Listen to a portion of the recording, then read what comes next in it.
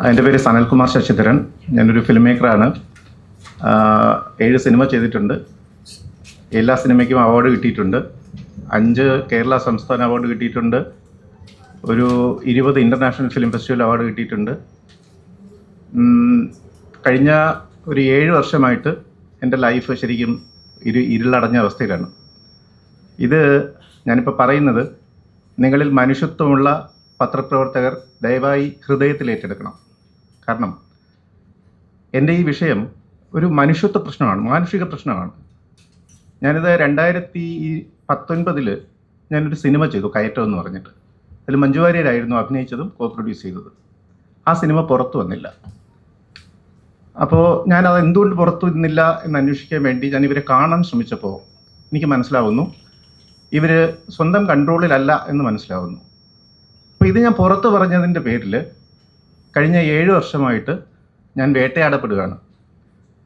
ജീവിക്കാൻ അനുവദിക്കുന്നില്ല. മെനഞ്ഞാൻ എൻ്റെ വീടിൻ്റെ ലേലമായിരുന്നു. കുടുംബം തകർന്നു, എൻ്റെ കരിയർ തകർന്നു, മനുഷ്യനെന്നുള്ള നിലയിൽ ആത്മാഭിമാനം പോലും തകർക്കുന്ന രീതിയിലായിരുന്നു കഴിഞ്ഞ 7 വർഷമായിട്ട് എൻ്റെ ലൈഫിനെ എല്ലാം. അതായത് ഇന്നത്തെ ഒരു ഉദാഹരണം പറയാം. പത്രങ്ങൾ പോലും, ഞാൻ നിങ്ങളെ കുറ്റപ്പെടുത്തുന്നതല്ല, പക്ഷേ പത്രമാധ്യമ സ്ഥാപനങ്ങൾ പോലും ഇതിനെ ഇരുട്ടിലേക്ക് തള്ളാനുള്ള ഒരു ശ്രമം നടത്തുന്നുണ്ട്. ഇന്നത്തെ കാര്യം പറയാം. ഞാൻ മെനഞ്ഞാന്നാണ് ഞാനിവിടെ ബുക്ക് ചെയ്തത്. 11:30 മന്ത്രിയുടെ പ്രസ് കോൺഫറൻസ് കഴിഞ്ഞിട്ട് എനിക്ക് സ്ലോട്ട് തരാമെന്നാണ് പറഞ്ഞത്. അത് കഴിഞ്ഞിട്ട് 3 പ്രസ് കോൺഫറൻസ് കഴിഞ്ഞിട്ടാണ് എനിക്ക് തരുന്നത്. കാരണം കഴിയുന്നത്ര നിങ്ങളെല്ലാം പോയതിനു ശേഷം ഈ വിഷയം ആരിലും എത്താത്ത രീതിയിൽ ഇതാക്കുക എന്നുള്ളതാണ്. എനിക്കെതിരെ മഞ്ജു വാര്യർ കൊടുത്തിരിക്കുന്ന പരാതി എന്ന് പറയുന്നത് ഞാൻ പ്രണയം പറഞ്ഞ് ശല്യം ചെയ്തു എന്നാണ്. 2022 ആ പരാതി കൊടുത്തിരിക്കുന്നത്. ഞാൻ അതിനുശേഷം അമേരിക്കയിലേക്ക് പോയി. കാരണം എനിക്ക് ഇവിടെ ജീവിക്കാൻ പറ്റാത്തതുകൊണ്ട് അമേരിക്കയിലേക്ക് പോയി. അമേരിക്കയിലേക്ക് പോയ സമയത്ത് ഞങ്ങൾ പരസ്പരം സംസാരിക്കുന്നുണ്ടായിരുന്നു. അപ്പോൾ അവരെന്നോട് പറഞ്ഞത് അവരൊരു തടവറയിലാണെന്നും അവരുടെ മകളുടെ ലൈഫ് വെച്ചിട്ട് വിലപേശുകയാണെന്നും അതുകൊണ്ടാണ് ഈ കേസിനെ പറ്റി അവർക്കൊന്നും അറിയില്ല എന്നൊക്കെ എന്നോട് പറഞ്ഞിട്ടുണ്ട്. ഞാനത് പുറത്ത് പറഞ്ഞിട്ടുണ്ട്, വോയിസ് റെക്കോർഡ് പുറത്ത് വിട്ടിട്ടുണ്ട്. ഇത് ടേക്കപ്പ് ചെയ്യണമെന്ന് പറഞ്ഞിട്ട് പത്രങ്ങളോട് അഭ്യർത്ഥിച്ചിട്ടുണ്ട്, പരാതി കൊടുത്തിട്ടുണ്ട്. ഈ പരാതികളൊന്നും തന്നെ അന്വേഷിച്ചിട്ടില്ല, ഒരു പരാതിയും അന്വേഷിച്ചിട്ടില്ല. ഞാൻ 2025 തിരിച്ച് നാട്ടിലേക്ക് വന്നപ്പോൾ എന്നെ ബോംബെ വിമാനത്താവളത്തിൽ വെച്ചിട്ട് എന്നെ തടഞ്ഞു നിർത്തി. ഒരു രേഖയില്ല, എനിക്കെതിരെ ഒരു രേഖയില്ല, എന്നെ തടഞ്ഞു നിർത്തി. എന്തിനാണെന്ന് ചോദിക്കുമ്പോൾ അറിയില്ല. ഞാൻ പത്രക്കാരെ അറിയിച്ചതുകൊണ്ട്, സത്യം പറഞ്ഞാൽ നിങ്ങൾ 2 തവണ എൻ്റെ ജീവൻ രക്ഷിച്ചു, അതിന് നന്ദിയുണ്ട്. പത്രക്കാരെ അറിയിച്ചതുകൊണ്ട്, ഇത് നാടറിഞ്ഞതുകൊണ്ട് എന്നെ അവിടെ നിന്ന് ഒരു ഫ്ലിൻസി കേസിൽ അറസ്റ്റ് ചെയ്ത് ഇവിടെ കൊണ്ടുവന്നു. എന്നെ ഇവിടെ കൊണ്ടുവന്ന് മജിസ്ട്രേറ്റിൻ്റെ മുന്നിൽ ഹാജരാക്കുമ്പോൾ മജിസ്ട്രേറ്റ് നോക്കുമ്പോൾ ഒരു കേസുമില്ല. എന്നെ സ്വന്തം ജാമ്യത്തിൽ വിട്ടയക്കുകയാണ് ചെയ്തത്.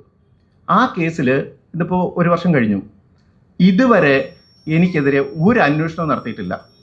ഞാൻ ഈ കേസ് അന്വേഷിക്കണം, ഞാൻ എന്തെങ്കിലും കുറ്റം ചെയ്തിട്ടുണ്ടെങ്കിൽ എന്നെ പിടിച്ച് അകത്തിടണം, എന്നെ വിചാരണ ചെയ്ത് ശിക്ഷിക്കണമെന്നാണ് ഞാൻ പറയുന്നത്. അതല്ലാതെ എന്നെ വെറുതെ വിടണമെന്നോ വേറെ ആരെങ്കിലും എന്തെങ്കിലും ചെയ്യണമെന്നല്ല പറയുന്നത്. ഞാൻ എന്തെങ്കിലും കുറ്റം ചെയ്തിട്ടുണ്ടെങ്കിൽ അന്വേഷിക്കണം, ശിക്ഷിക്കണം. അതുപോലെ ഞാൻ കൊടുത്തിട്ടുള്ള പരാതിയുണ്ട്. എൻ്റെ സിനിമ പൂഴ്ത്തിവെക്കാൻ നടക്കുന്ന ഗൂഢാലോചനയുടെ ഭാഗമായിട്ടാണ് എനിക്കെതിരെ ഈ കള്ള കേസുകൾ ഉണ്ടാക്കിയിട്ടുള്ളത്. ഇത് ഒരു മാഫിയ സംഘത്തിൻ്റെ ഒരു പദ്ധതിയാണ് എന്നൊക്കെ പറഞ്ഞിട്ട് ഞാനൊരു പരാതി കൊടുത്തിട്ടുണ്ട്. ആ പരാതി അന്വേഷിക്കുന്നില്ല. കഴിഞ്ഞ സർക്കാരിൻ്റെ കാലം കൊടുത്തു, ആ പരാതി അന്വേഷിച്ചില്ല. ഈ സർക്കാർ വന്നപ്പോൾ അത് കൊടുത്തു. ഞാൻ നേരിട്ട് ആഭ്യന്തര വകുപ്പ് മന്ത്രിക്ക് കൊടുത്തു, ആ പരാതി അന്വേഷിച്ചിട്ടില്ല, അന്വേഷിക്കുന്നില്ല. ആ പരാതി ആഭ്യന്തര വകുപ്പ് മന്ത്രിയുടെ ഓഫീസിൽ നിന്ന് മുക്കിയെന്നാണ് ഞാൻ അറിയുന്നത്. അത്തരം വിപുലമായ രീതിയിലുള്ള കള്ളക്കളികളാണ് നടന്നുകൊണ്ടിരിക്കുന്നത്. ഒരു മനുഷ്യന്റെ ജീവിതം വെച്ചിട്ട് ഒരു സമൂഹത്തിന് എങ്ങനെ പെരുമാറാൻ കഴിയുമെന്ന് നിങ്ങളൊന്ന് ആലോചിച്ച് നോക്കണം. ഇതാരും ഇതേപ്പറ്റി സംസാരിക്കാതെ ഇരുന്നാൽ ഈ വിഷയം ഇല്ലാതായി പോകുമോ എന്നുള്ളതാണ് എൻ്റെ ചോദ്യം. എനിക്കറിയില്ല, ഞാൻ ഇപ്പോഴും ജീവിച്ചിരിക്കുന്നതുകൊണ്ട് ഞാൻ ചോദിക്കുന്നു. നാളെ ഞാൻ മരിച്ചു പോയി കഴിഞ്ഞാൽ ഈ ചോദ്യം ഇവിടെ ഇല്ലാതാവുമോ അതോ വേറെ ആരെങ്കിലും ചോദിക്കുമോ എന്ന് എനിക്കറിയില്ല. കാരണം എല്ലാവർക്കും പേടിയാണ്. എല്ലാവർക്കും അറിയാം ഇങ്ങനെ ഒരു സംഭവം നടക്കുന്നുള്ള കാര്യം എല്ലാവർക്കും അറിയാം, പേടിയാണ്. അപ്പം ഞാൻ അവസാനം വിചാരിച്ചത് സെക്രട്ടേറിയറ്റിൻ്റെ മുന്നിൽ ഒരു നിരാഹാര സമരം ഇരിക്കാം എന്ന് വിചാരിച്ചു. അപ്പോൾ എനിക്ക് ഗുരുതുല്യരായ എന്നെ അറിയാവുന്ന, പേഴ്സണലി അറിയാവുന്ന ആളുകൾ എന്നോട് പറഞ്ഞു അത് വേണ്ട, ഞങ്ങൾ ഒരു പബ്ലിക് സ്റ്റേറ്റ്മെൻറ്റ് ഇഷ്യൂ ചെയ്യണമെന്ന് പറഞ്ഞു. അങ്ങനെ എനിക്ക് ഗുരുതുല്യരായ സാംസ്കാരിക ലോകത്ത് പ്രവർത്തിക്കുന്ന ഒരു കൂട്ടം ആളുകൾ എന്നെ സപ്പോർട്ട് ചെയ്തു മീൻസ് അങ്ങനെയല്ല, എൻ്റെ കോസ്, എനിക്കെതിരെയുള്ള കേസ് അന്വേഷിക്കണമെന്നും ശരിയാണെങ്കിൽ എനിക്കെതിരെയുള്ള കേസ് ശരിയാണെങ്കിൽ എന്നെ ശിക്ഷിക്കണമെന്നോ അല്ലെങ്കിൽ എനിക്ക് എൻ്റെ നിരപരാധിത്വം തെളിയിക്കാൻ അവസരം തരണമെന്ന് പറഞ്ഞിട്ട് ഒരു സ്റ്റേറ്റ്മെന്റ് ഇഷ്യൂ ചെയ്തിട്ടുണ്ട്. ആ സ്റ്റേറ്റ്മെന്റ് നിങ്ങളുടെ മുന്നിൽ വെക്കാൻ വേണ്ടിയാണ് ഞാൻ ഇന്ന് ഈ പത്രസമ്മേളനം വിളിച്ചിട്ടുള്ളത്. സാന്ദർഭികമായിട്ട് ഈ കാര്യങ്ങൾ പറഞ്ഞു എന്നേ ഉള്ളൂ. ഞാൻ ആ സ്റ്റേറ്റ്മെന്റ് വായിക്കാം. സാംസ്കാരിക പ്രവർത്തകരുടെ പ്രസ്താവന. മലയാള സിനിമയിൽ തനതായ ഇടം അടയാളപ്പെടുത്തുന്നതിൽ പ്രതീക്ഷയുളവാക്കിയ ചലച്ചിത്രകാരനാണ് സനൽകുമാർ ശശിധരൻ. ഇതിനകം അദ്ദേഹം സംവിധാനം ചെയ്ത ചലച്ചിത്രങ്ങൾ സംസ്ഥാന അന്തർദേശീയ ചലച്ചിത്ര പുരസ്കാരങ്ങളിലൂടെയും നിരൂപക പ്രശംസകളിലൂടെയും കേരളം ശ്രദ്ധിച്ചിട്ടുണ്ട്. 2022 സനൽകുമാർ ശശിധരന് എതിരെ ഒരു പ്രശസ്ത നടി നൽകിയ ക്രിമിനൽ കേസും പോലീസ് നടപടികളും അതേ തുടർന്നുണ്ടായ സാമൂഹിക അന്തരീക്ഷവും അദ്ദേഹത്തിൻ്റെ കലാസപര്യതയ്ക്ക് വിരാമമുണ്ടാക്കിയിട്ടുള്ളത് സമൂഹ ശ്രദ്ധയിലുണ്ട്. സനൽകുമാർ പ്രണയാഭ്യർത്ഥന കൊണ്ട് തന്നെ ശല്യം ചെയ്യുന്നു എന്നതാണ് നടി നൽകിയിട്ടുള്ള കേസ്. എന്നാൽ ആ നടിയുമായി ചേർന്ന് അദ്ദേഹം നിർമ്മിച്ച കയറ്റം എന്ന സിനിമയെ തുടർന്ന് തൻ്റെ സിനിമകൾ പുറത്തിറങ്ങാതിരിക്കാൻ പദ്ധതികൾ നടക്കുന്നതായും കയറ്റം എന്ന സിനിമയിലെ അഭിനേത്രിയും കോ പ്രൊഡ്യൂസറും കൂടിയായ പ്രസ്തുത നടിയെയും തന്നെയും പരസ്പരം കാണാൻ അനുവദിക്കാതിരിക്കാൻ ഉന്നത ബന്ധമുള്ള തൽപര കക്ഷികൾ നടത്തിയ ഗൂഢാലോചനകളുടെ ഫലമായിട്ടുള്ളതാണ് കേസും പോലീസ് നടപടികളും എന്നാണ് സനൽകുമാറിന്റെ പക്ഷം. ഓക്കെ അപ്പൊ അല്ല, ഇത് പ്രശ്നം എന്ന് വെച്ച് കഴിഞ്ഞാൽ നിങ്ങൾക്ക് എന്തെങ്കിലും ഡൗട്ട് ഉണ്ടെങ്കിൽ ഈ 2 മിനിറ്റേ ഉള്ളൂ. ഇക്കാര്യം അന്വേഷിക്കണമെന്ന് ആവശ്യപ്പെട്ടുകൊണ്ട് അദ്ദേഹം അധികാരികൾ മുൻപാകെ പരാതികൾ ബോധിപ്പിച്ചിട്ടുള്ളതായും അവയിൽ നടപടികൾ ഉണ്ടായിട്ടില്ല എന്നും അറിയാൻ കഴിയുന്നു.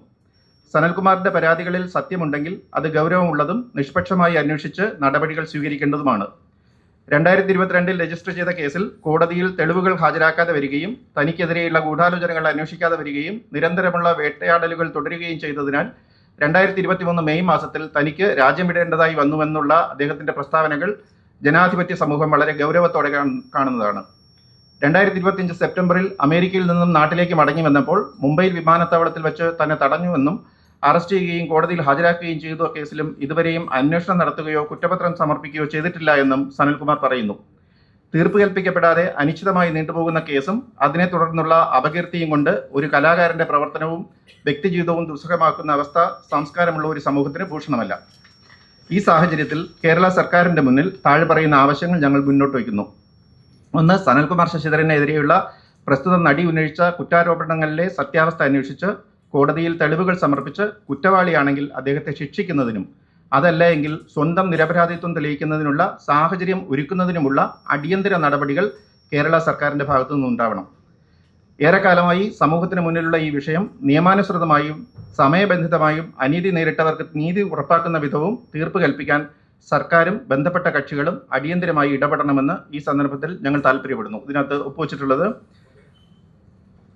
Adoor Gopalakrishnan sir, KP Kumaran sir, Shyamaprasad sir, doctor Biju, Joy Mathew, Suryakrishnamoorthy, MN Karassery, doctor V Rajakrishnan, CS Venkiteswaran, Prakash Bare, MF Thomas, Arun Karthik, Satheesh Babusenan, Santhosh Babusenan, Madhu Eravankara, CR Neelakantan, T Krishnan Unni, Vinu Abraham, KB Venu, KP Sreekrishnan, Mahesh Panchu, Geetha Fiado. ഇതാണ് പ്രസ്താവന. അപ്പോൾ ഇത് നിങ്ങളൊന്ന് കാര്യമായിട്ട് കണക്കിലെടുക്കണം. കാരണം ഇതൊരു വ്യക്തിപരമായിട്ടുള്ള പ്രശ്നം മാത്രമല്ല, ഇതൊരു സമൂഹത്തിന്റെ പ്രശ്നമാണ്. ആരെങ്കിലും ഒരു കള്ളക്കേസിൽ കുടുക്കിയിട്ട് അയാളുടെ ജീവിതം ഇല്ലാതാക്കുക, പ്രത്യേകിച്ച് ഒരു കലാകാരൻ്റെ, അത് ഞാനെന്നല്ല വേറെ ആരായാലും